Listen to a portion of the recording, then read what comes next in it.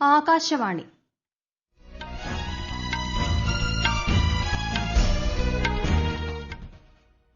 നമസ്കാരം. വാർത്തകൾ വായിക്കുന്നത് അഞ്ജന പുതിയമഠം.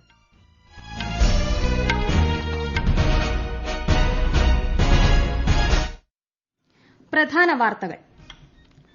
കേന്ദ്ര സർക്കാരും കർഷക സംഘടനകളും തമ്മിലുള്ള 5ാം ഘട്ട ചർച്ച ന്യൂഡൽഹിയിലെ വിജ്ഞാൻ ഭവനിൽ നടന്നു. കോവിഡ് അനന്തര ലോകക്രമത്തിൽ എല്ലാ മേഖലകളിലും ആരംഭിച്ചിരിക്കുന്ന സാമ്പത്തിക പരിഷ്കാരങ്ങൾ ദരിദ്രർക്കും പാർശ്വവൽക്കരിക്കപ്പെട്ടവർക്കും ഗുണമാകുമെന്ന് പ്രധാനമന്ത്രി നരേന്ദ്രമോദി. ചരക്കു സേവന നികുതി നടപ്പാക്കുന്നതിലൂടെ ഉണ്ടാകുന്ന വരുമാനക്കുറവ് പരിഹരിക്കുന്നതിന് കേന്ദ്ര സർക്കാർ മുന്നോട്ടുവച്ച ഓപ്ഷൻ 1 സ്വീകരിക്കാൻ എല്ലാ സംസ്ഥാനങ്ങളും തീരുമാനിച്ചു. കേരളത്തിൽ ഇന്ന് 5848 പേർക്ക് കൂടി കോവിഡ് സ്ഥിരീകരിച്ചു. 5820 പേർക്ക് രോഗമുക്തി. രാജ്യത്ത് രോഗബാധിതരുടെ എണ്ണം കുറയുന്നു. ഇന്ത്യ ഓസ്ട്രേലിയ ട്വന്റി പരമ്പരയിലെ 2ാം മത്സരം നാളെ സിഡ്നിയിൽ. വാർത്തകൾ വിശദമായി. സമരം ചെയ്യുന്ന കർഷക സംഘടനാ പ്രതിനിധികളുമായി കേന്ദ്രമന്ത്രിമാരുടെ നേതൃത്വത്തിൽ ഇന്ന് ന്യൂഡൽഹിയിലെ വിജ്ഞാൻ ഭവനിൽ ചർച്ച നടന്നു. കേന്ദ്ര കൃഷിമന്ത്രി നരേന്ദ്രസിംഗ് തോമറും റെയിൽവേ മന്ത്രി പീയൂഷ് ഗോയലുമാണ് ഇന്നത്തെ ചർച്ചകൾക്ക് നേതൃത്വം നൽകിയത്. കേന്ദ്രം അംഗീകരിച്ച കാര്യങ്ങൾ രേഖാമൂലം നൽകണമെന്ന് കർഷകർ യോഗത്തിൽ നിലപാട് സ്വീകരിച്ചു. പുതുതായി കൊണ്ടുവന്ന നിയമങ്ങൾ പൂർണ്ണമായി പിൻവലിക്കണമെന്ന നിർദ്ദേശത്തിൽ കർഷക സംഘടനകൾ ഉറച്ചുനിന്നു. രാവിലെ പ്രധാനമന്ത്രി നരേന്ദ്രമോദിയും മുതിർന്ന ക്യാബിനറ്റ് മന്ത്രിമാരും തമ്മിലുള്ള ഉന്നതതല കൂടിക്കാഴ്ചയ്ക്ക് ശേഷമാണ് കർഷകരും കേന്ദ്രവും തമ്മിലുള്ള 5ാം ഘട്ട ചർച്ച ആരംഭിച്ചത്. ആഭ്യന്തരമന്ത്രി അമിത്ഷാ, രാജ്യരക്ഷാമന്ത്രി രാജ്നാഥ് സിംഗ്, കൃഷിമന്ത്രി നരേന്ദ്രസിംഗ് തോമർ എന്നിവർ യോഗത്തിൽ പങ്കെടുത്തു. കർഷകർ ക്രിയാത്മകമായി ചിന്തിക്കുകയും പ്രക്ഷോഭം അവസാനിപ്പിക്കുകയും ചെയ്യുമെന്ന് മാധ്യമങ്ങളോട് സംസാരിച്ച കൃഷിമന്ത്രി നരേന്ദ്രസിംഗ് തോമർ നേരത്തെ ആത്മവിശ്വാസം പ്രകടിപ്പിച്ചിരുന്നു. സൌഹാർദ്ദപരമായ അന്തരീക്ഷത്തിലായിരുന്നു ചർച്ചകൾ. കർഷകരുടെ ക്ഷേമത്തിനായുള്ള സർക്കാരിന്റെ പ്രതിബദ്ധത കൃഷിമന്ത്രി ആവർത്തിച്ചു. മിനിമം താങ്ങുവില ഇല്ലാതാകുമെന്ന് കർഷകർ ഭയപ്പെടേണ്ടതില്ലെന്നും അദ്ദേഹം ഉറപ്പു നൽകി. സമവായമാകാത്ത സാഹചര്യത്തിൽ ചർച്ച ഈ മാസം 9-ന് വീണ്ടും തുടരും. കോവിഡ് മഹാമാരിയുടെ കാലത്തുപോലും ഇന്ത്യയ്ക്ക് റെക്കോർഡ് നിക്ഷേപം ആകർഷിക്കാനായെന്നും ഈ നിക്ഷേപത്തിന്റെ ഭൂരിഭാഗവും ശാസ്ത്ര സാങ്കേതിക മേഖലയിലാണെന്നും പ്രധാനമന്ത്രി പറഞ്ഞു. പാൻ IIT USA സംഘടിപ്പിച്ച ആഗോള ഉച്ചകോടിയിൽ മുഖ്യപ്രഭാഷണം നടത്തുകയായിരുന്നു അദ്ദേഹം. ഇന്നത്തെ നമ്മുടെ പ്രവർത്തനങ്ങൾ നമ്മുടെ നാളെയെ രൂപപ്പെടുത്തുമെന്ന് പ്രധാനമന്ത്രി പറഞ്ഞു. വീണ്ടും പഠിക്കുക, വീണ്ടും ചിന്തിക്കുക, വീണ്ടും നവീകരിക്കുക എന്നതായിരിക്കും കോവിഡാനന്തര ലോകക്രമത്തിന്റെ കാതലെന്നും അദ്ദേഹം കൂട്ടിച്ചേർത്തു. മിക്കവാറും എല്ലാ മേഖലകളിലും ആരംഭിച്ചിരിക്കുന്ന സാമ്പത്തിക പരിഷ്കാരങ്ങളുടെ പരമ്പരയാണ് ലോകത്തെ വീണ്ടും ഊർജ്ജസ്വലമാക്കുന്നത്.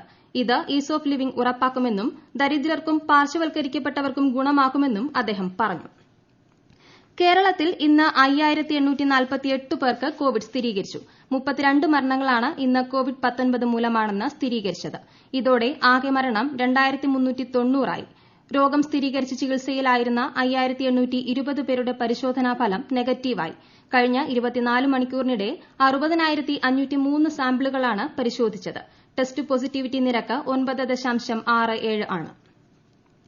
രാജ്യത്ത് 36,652 പുതിയ കോവിഡ് കേസുകൾ കൂടി റിപ്പോർട്ട് ചെയ്തു. ഇതോടെ ആകെ രോഗബാധിതരുടെ എണ്ണം 96,80,211 ആയി. കഴിഞ്ഞ 24 മണിക്കൂറിനിടെ 512 പേർക്ക് ജീവൻ നഷ്ടമായതോടെ ആകെ മരണസംഖ്യ 1,39,700 കടന്നു. 4,90,689 പേരാണ് നിലവിൽ ചികിത്സയിലുള്ളത്.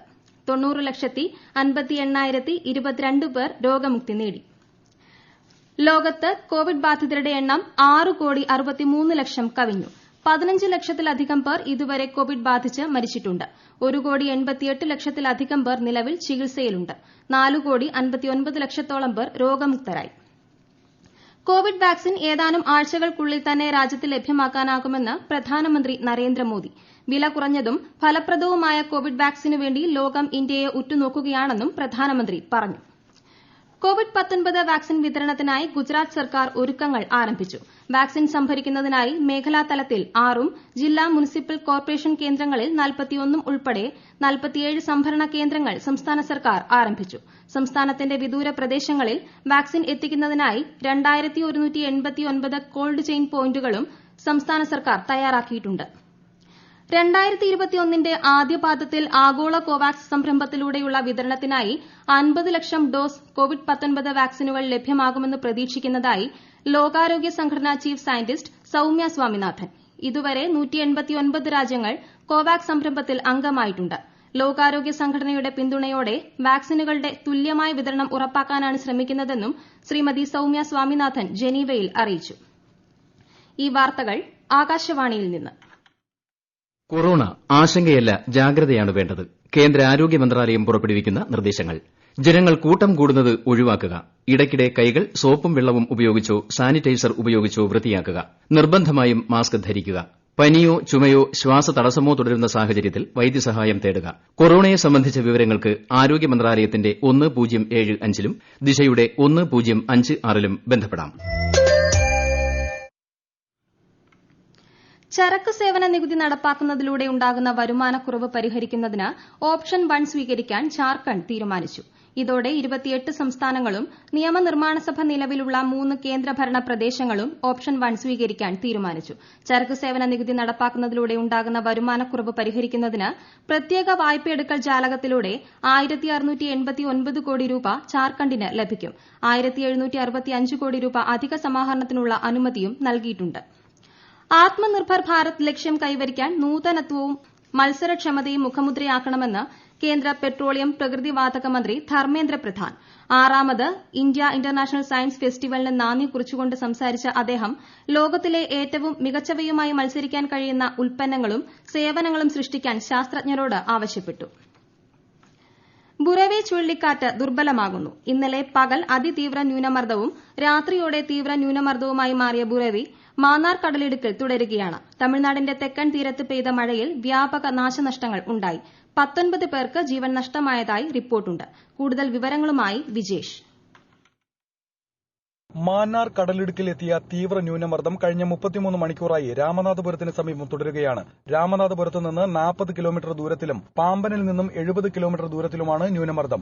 മണിക്കൂറിൽ 40 മുതൽ 50 കിലോമീറ്റർ വരെയാണ്, ചില അവസരങ്ങളിൽ 60 കിലോമീറ്റർ വരെയാണ് തീവ്ര ന്യൂനമർദ്ദത്തിന്റെ പരമാവധി വേഗത.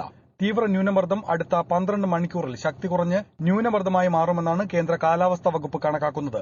അതിശക്തമായ മഴയാണ് തമിഴ്നാടിന്റെ വിവിധ ജില്ലകളിൽ രേഖപ്പെടുത്തിയത്. കടലൂരിലാണ് കൂടുതൽ നാശനഷ്ടം റിപ്പോർട്ട് ചെയ്തത്. ജില്ലയിൽ 50,000 പേരെ ദുരിതാശ്വാസ ക്യാമ്പുകളിലേക്ക് മാറ്റി. കേരള തീരത്ത് മത്സ്യബന്ധനത്തിനായി കടലിൽ പോകുന്നതിനുള്ള നിരോധനം തുടരും. കേന്ദ്ര കാലാവസ്ഥാ വകുപ്പിന്റെ മുന്നറിയിപ്പ് നിലനിൽക്കുന്നതിനാലാണ് ഇത്. കേരളത്തിൽ ഒറ്റപ്പെട്ടതോ ശക്തമായതോ അതിശക്തമായതോ ആയ മഴ ലഭിക്കാൻ സാധ്യതയുണ്ടെന്ന് കേന്ദ്ര കാലാവസ്ഥാ വകുപ്പ് അറിയിച്ചു. ഇന്ന് കൊല്ലം, പത്തനംതിട്ട, ഇടുക്കി ജില്ലകളിലും നാളെ പത്തനംതിട്ട, എറണാകുളം, ഇടുക്കി, മലപ്പുറം ജില്ലകളിലും ഓറഞ്ച് അലർട്ട് പ്രഖ്യാപിച്ചിട്ടുണ്ട്. News desk Akashvani. തമിഴ്നാട്ടിൽ നിവാർ ചുഴലിക്കാറ്റ് മൂലമുണ്ടായ നാശനഷ്ടങ്ങൾ വിലയിരുത്താൻ നിയോഗിച്ച കേന്ദ്ര സംഘം ചെന്നൈയിലെത്തി. കേന്ദ്ര ആഭ്യന്തര മന്ത്രാലയം ജോയിന്റ് സെക്രട്ടറി അശുതോഷ് അഗ്നിഹോത്രിയുടെ നേതൃത്വത്തിലുള്ള സംഘത്തിൽ കൃഷി, ദേശീയപാത, ധനകാര്യം, വൈദ്യുതി, ഗ്രാമവികസനം, മത്സ്യബന്ധനം, ജലവിഭവം എന്നീ വകുപ്പുകളുടെ പ്രതിനിധികളും ഉൾപ്പെട്ടിട്ടുണ്ട്. പ്രധാനമന്ത്രി നരേന്ദ്രമോദി ഈ മാസം 10-ന് ന്യൂഡൽഹിയിൽ പുതിയ പാർലമെന്റ് മന്ദിരത്തിന്റെ തറക്കല്ലിടും. അടുത്ത 100 വർഷത്തെ ആവശ്യകതകൾ കണക്കിലെടുത്താണ് പുതിയ കെട്ടിടം നിർമ്മിക്കുന്നതെന്ന് ലോക്സഭാ സ്പീക്കർ ഓം ബിർള പറഞ്ഞു. 971 കോടി രൂപ ചെലവിൽ പണിയുന്ന പുതിയ മന്ദിരം നിലവിലുള്ള പാർലമെന്റ് മന്ദിരത്തേക്കാൾ വലുതും കൂടുതൽ മുറികളും മറ്റു സൌകര്യങ്ങളും ഉൾക്കൊള്ളുന്നതുമാണ്. ആഗ്ര മെട്രോയുടെ നിർമ്മാണ പ്രവർത്തനങ്ങൾ പ്രധാനമന്ത്രി നരേന്ദ്രമോദി മറ്റന്നാൾ ഉദ്ഘാടനം ചെയ്യും. പ്രധാന വിനോദസഞ്ചാര കേന്ദ്രങ്ങളെ ബന്ധിപ്പിക്കുന്ന ആഗ്ര മെട്രോയുടെ 2 ഇടനാഴികൾ പൂർത്തീകരിക്കുന്നതിന് ഉത്തർപ്രദേശ് മെട്രോ റെയിൽ കോർപ്പറേഷൻ 5 വർഷത്തെ സമയപരിധിയാണ് നിശ്ചയിച്ചിരിക്കുന്നത്. താജ്മഹൽ കാണാനെത്തുന്ന ലോകമെമ്പാടുമുള്ള വിനോദസഞ്ചാരികൾക്ക് ഹരിത ഗതാഗതത്തിന്റെ പുതിയ അനുഭവം ആഗ്ര മെട്രോയിലൂടെ ലഭിക്കും. ഇന്ത്യ ഓസ്ട്രേലിയ ട്വന്റി പരമ്പരയിലെ 2ാം മത്സരം നാളെ സിഡ്നിയിൽ നടക്കും. ഇന്നലെ കാൻബറയിൽ നടന്ന ആദ്യ മത്സരത്തിൽ ഓസ്ട്രേലിയയെ 11 റൺസിന് ഇന്ത്യ പരാജയപ്പെടുത്തിയിരുന്നു. 1-0 ലീഡ് നേടിയ ഇന്ത്യയ്ക്ക് നാളെ ജയിച്ചാൽ പരമ്പര സ്വന്തമാകും. ഇന്നലത്തെ കളിക്കിടെ പരിക്കേറ്റ രവീന്ദ്ര ജഡേജയ്ക്ക് പരമ്പരയിലെ ശേഷിക്കുന്ന മത്സരങ്ങൾ നഷ്ടമാകും. പ്രധാന വാർത്തകൾ വീണ്ടും. കേന്ദ്ര സർക്കാരും കർഷക സംഘടനകളും തമ്മിലുള്ള 5ാം ഘട്ട ചർച്ച ന്യൂഡൽഹിയിലെ വിജ്ഞാൻ ഭവനിൽ നടന്നു. കോവിഡ് അനന്തര ലോകക്രമത്തിൽ എല്ലാ മേഖലകളിലും ആരംഭിച്ചിരിക്കുന്ന സാമ്പത്തിക പരിഷ്കാരങ്ങൾ ദരിദ്രർക്കും പാർശ്വവൽക്കരിക്കപ്പെട്ടവർക്കും ഗുണമാകുമെന്ന് പ്രധാനമന്ത്രി നരേന്ദ്രമോദി. ചരക്കു സേവന നികുതി നടപ്പാക്കുന്നതിലൂടെ ഉണ്ടാകുന്ന വരുമാനക്കുറവ് പരിഹരിക്കുന്നതിന് കേന്ദ്ര സർക്കാർ മുന്നോട്ടുവച്ച ഓപ്ഷൻ 1 സ്വീകരിക്കാൻ എല്ലാ സംസ്ഥാനങ്ങളും തീരുമാനിച്ചു. കേരളത്തിൽ ഇന്ന് 5848 പേർക്ക് കൂടി കോവിഡ് സ്ഥിരീകരിച്ചു. 5820 പേർക്ക് രോഗമുക്തി. രാജ്യത്ത് രോഗബാധിതരുടെ എണ്ണം കുറയുന്നു. ഇന്ത്യ ഓസ്ട്രേലിയ ട്വന്റി പരമ്പരയിലെ 2ാം മത്സരം നാളെ സിഡ്നിയിൽ. വാർത്തകൾ കഴിഞ്ഞു. ഞങ്ങളുടെ വാർത്തകളും വാർത്താധിഷ്ഠിത പരിപാടികളും all India radio news Thiruvananthapuram എന്ന യൂട്യൂബ് ചാനലിൽ ലഭ്യമാണ്. കൂടാതെ കൂടുതൽ വാർത്തകൾക്കായി @all India radio news Thiruvananthapuram എന്ന ഫേസ്ബുക്ക് പേജും @AIR_news_TVM എന്ന ട്വിറ്റർ ഹാൻഡിലും സന്ദർശിക്കുക. അടുത്ത വാർത്താ പ്രക്ഷേപണം രാത്രി 9 മണിക്ക്.